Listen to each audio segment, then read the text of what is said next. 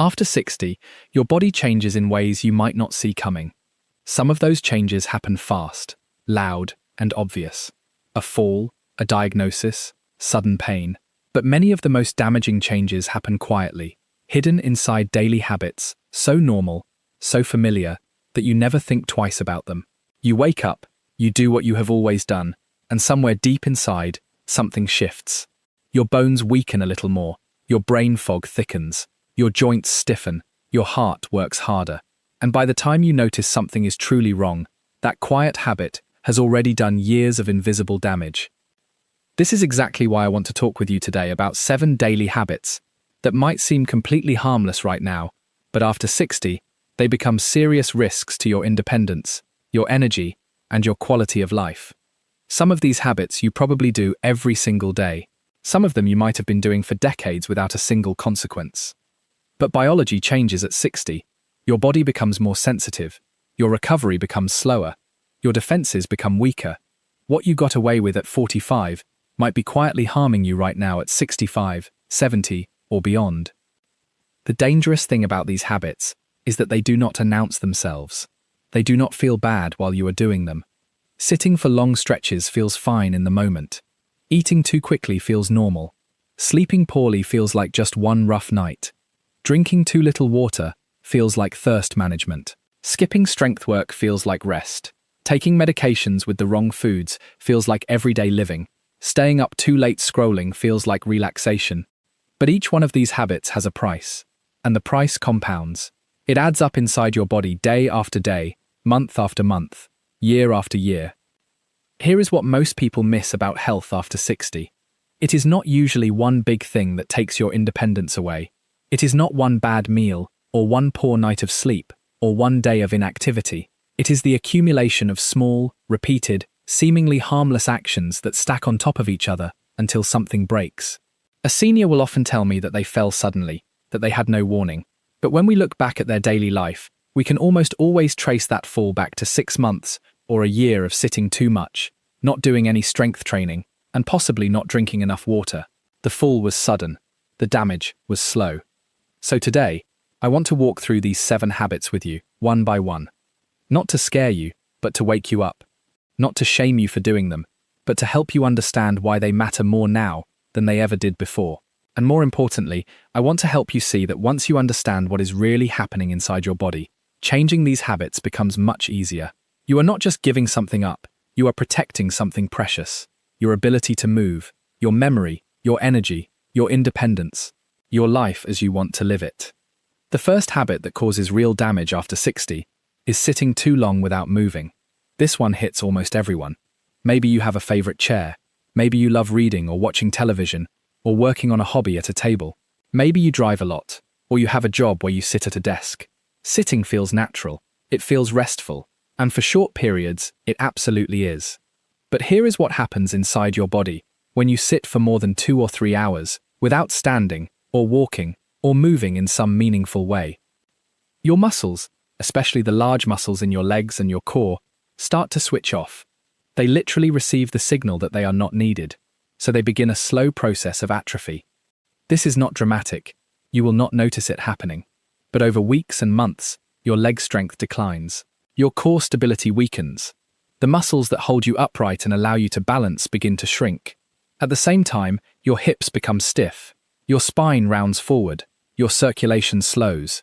Your blood sugar rises because your muscles are not there to pull glucose out of your bloodstream.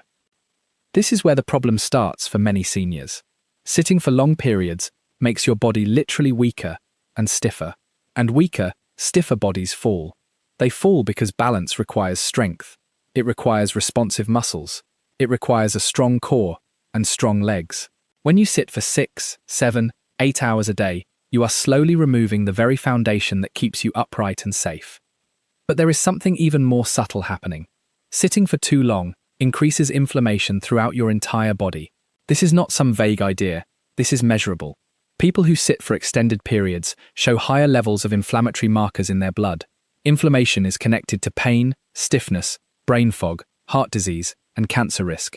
So sitting too much is not just making you weak, it is making you inflamed.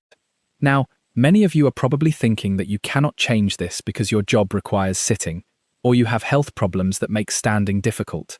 I understand. But this is not about becoming a person who never sits. This is about understanding that after 60, sitting continuously for hours is a risk behavior, the same way that not wearing a seatbelt is a risk behavior.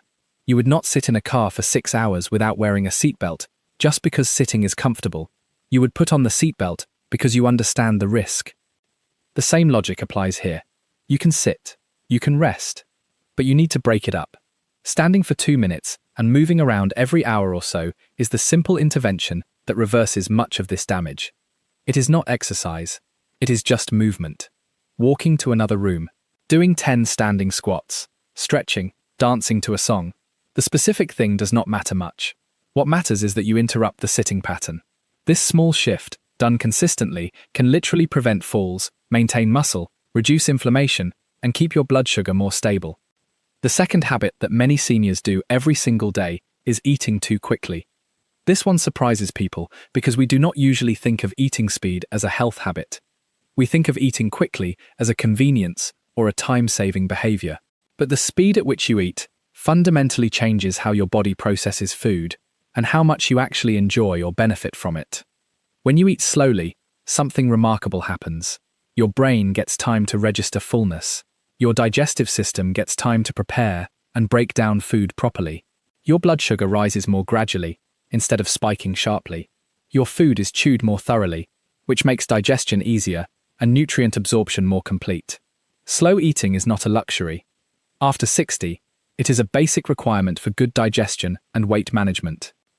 What makes fast eating dangerous is that your fullness signal takes about 20 minutes to reach your brain. This is just how human physiology works. If you eat your entire meal in 5 or 10 minutes, your brain still does not know you are full. You keep eating. You eat more than your body needs. You end up consuming maybe 30, 40, or even 50% more calories than you intended. Over days and weeks, this adds up. You gain weight, your metabolism slows, you feel heavier and more sluggish. Your joints hurt more because they are carrying extra load. But the problem runs deeper than just calories. Fast eating increases blood sugar spikes. For many seniors, especially those with prediabetes or early diabetes, fast eating with refined carbohydrates can send blood sugar shooting up rapidly. This triggers an insulin response. Over time, repeated high spikes damage your blood vessels, your nerves, your kidneys, and your heart. So fast eating is not just making you gain weight. It is potentially damaging your metabolism in ways that can take years off your healthy life. There is also the digestion piece. Many older adults have sensitive digestion. Your stomach acid production changes with age. Your digestive enzymes become less efficient. When you eat slowly, your digestive system has time to work properly. You absorb more nutrients. You have less bloating, less acid reflux, less discomfort. When you eat fast, you overtax a system that is already working harder. You end up feeling uncomfortable after meals. Here is what most people miss about this habit. They think that eating slowly means spending an hour on each meal. That is not what this means at all. This means taking 15 to 20 minutes to eat a meal instead of 5 or 10. It means chewing more thoroughly. It means putting your fork down between bites. It means actually tasting your food and enjoying it. Eating slowly is actually one of the easiest habits to change because the immediate reward is so obvious. You enjoy your food more. You feel better afterward. You feel satisfied on smaller portions. The benefits come fast. The third daily habit that damages health after 60 is not drinking enough water. This one is subtle because thirst is a very unreliable signal in older adults. Your thirst mechanism literally becomes less sensitive as you age. Many seniors tell me they simply do not feel thirsty. They forget to drink. They drink less coffee than they used to, so they are having fewer sips throughout the day. Before they know it, they are chronically dehydrated without realizing it. Dehydration in seniors is not a minor inconvenience. It is a genuine risk factor for serious problems. When you are dehydrated, your blood becomes more concentrated. Your heart has to work harder to pump it. Your blood pressure rises. Your kidneys have to work harder to filter out waste products. Your cognitive function declines. This is why dehydration is one of the most common reasons older people end up in emergency rooms. It causes falls, it causes confusion, it causes weakness, it can trigger heart problems. What makes this particularly insidious is that you do not feel it building. You do not wake up one day and realize that 3 weeks of gradual dehydration has weakened you. Instead, you have a fall, or you feel dizzy, or you notice that your thinking is foggy. And often, the root cause is simply not drinking enough water. Many medications that seniors take also increase the risk of dehydration.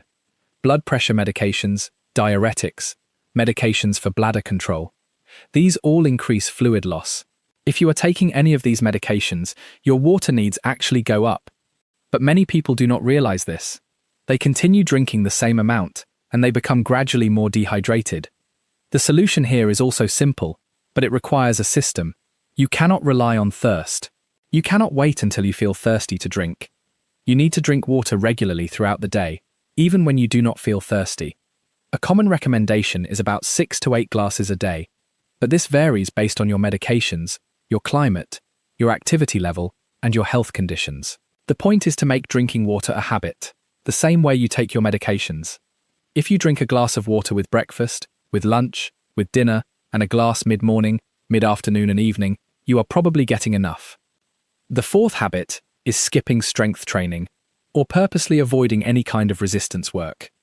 Many seniors have this belief that strength training is for young people, that it is dangerous, that it will hurt them, that they are too old or too frail to benefit. This is one of the most costly beliefs in senior health. It is not true.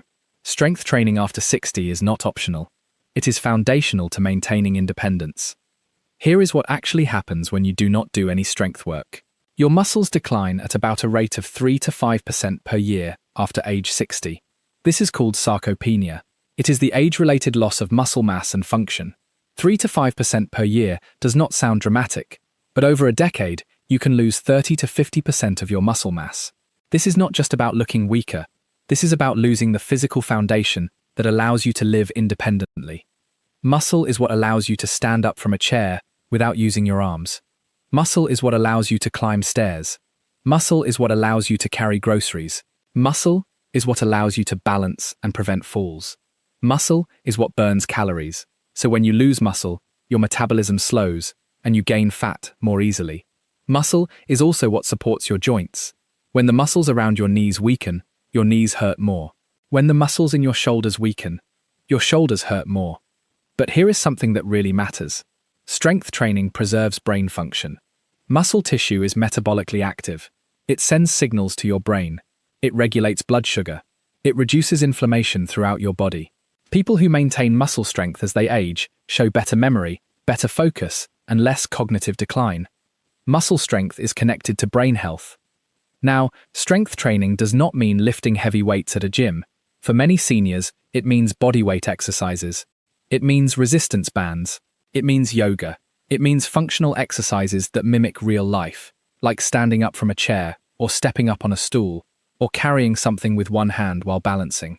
It means doing something consistently, ideally 2 or 3 times a week, that challenges your muscles to work against resistance. The fifth habit that damages health is poor sleep, or not prioritizing sleep quality. Many seniors struggle with sleep. They wake up during the night. They do not feel rested in the morning. They attribute this to aging and think there is nothing they can do about it. But this belief is costly. Sleep quality after 60 is not optional. It is one of the most powerful levers you have for maintaining health. During sleep, your body repairs itself at a cellular level. Your brain clears out toxic proteins that accumulate during the day. This is literally when your brain cells shrink to make room for fluid that washes out waste products. This is why sleep deprivation is so damaging to memory and cognitive function.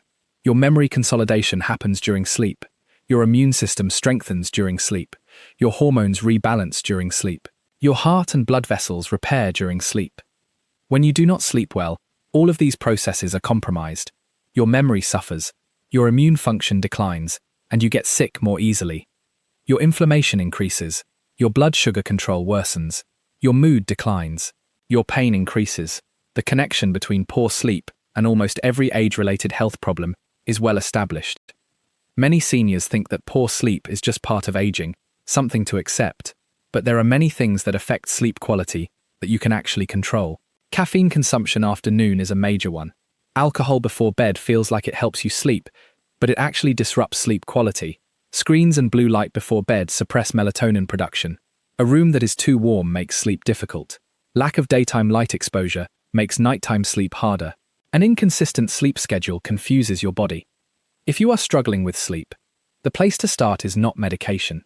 It is understanding your sleep habits and your environment. Get sunlight exposure in the morning. Avoid caffeine after noon. Avoid alcohol in the evening. Keep your bedroom cool and dark.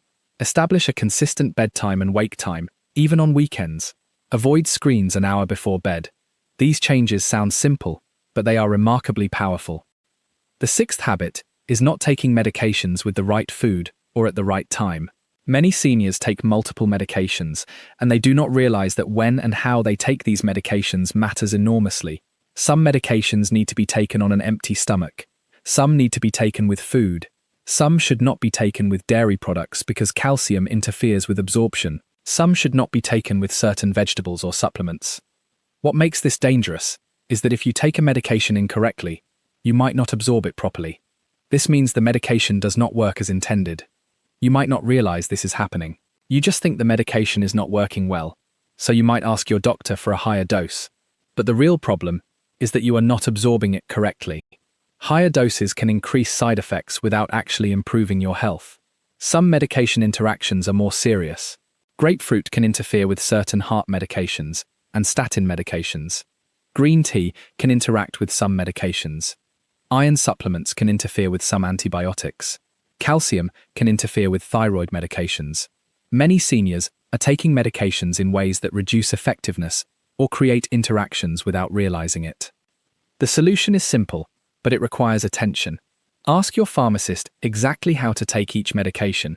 Ask what foods or supplements might interfere. Ask whether it should be taken on an empty stomach or with food. Write these instructions down. This is genuinely important. You are paying good money for medications. You deserve to take them in ways that actually work. The seventh and final habit is staying up too late, often because of screens, and not getting enough consistent sleep time. This is slightly different from poor sleep quality, though they are related. This is about the sheer volume of sleep you are getting. Many seniors tell me they are sleeping 5 or 6 hours a night. They think this is enough. But mounting research shows that for most older adults, less than 7 hours of sleep per night is associated with higher risk of cognitive decline, cardiovascular disease, metabolic problems, and early death.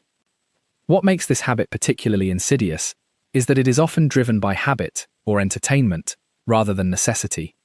You are not losing sleep because you have insomnia. You are losing sleep because you are staying up watching television or on your phone. You are not really choosing this consciously. It is just what you do each evening. But the cumulative effect of this lost sleep, night after night, is significant. The mechanism is straightforward. When you consistently get less sleep than your body needs, you build up a sleep debt. This sleep debt has real consequences. Your immune system weakens, your inflammation increases, your stress hormones elevate, your metabolism slows, your hunger hormones shift so you eat more, your decision-making ability declines, your pain sensitivity increases. You literally age faster when you are sleep-deprived. But here is the good news. These habits are all changeable. You do not have to be perfect. You just have to understand why they matter and make some intentional shifts.